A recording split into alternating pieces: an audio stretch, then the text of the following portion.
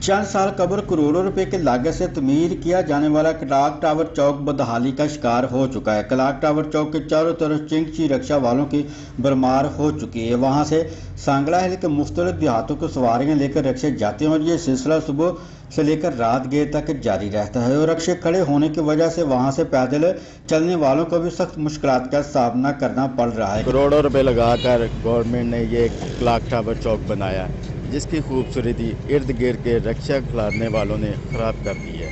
लिहाजा गवर्नमेंट से ये हमारी इल्तमास है कि इनको अलहदा एक स्टैंड दिया जाए जहाँ पे ये अपना रोज़ी रोटी का कारोबार कर सकें और बेहतर सफाई का निज़ाम हो सके।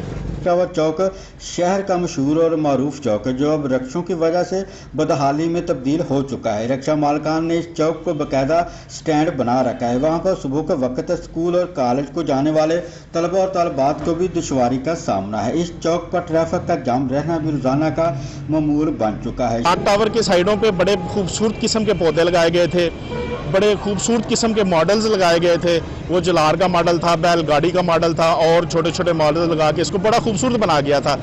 इसके ऊपर करोड़ों रुपए की खतीर रकम खर्च हुई है।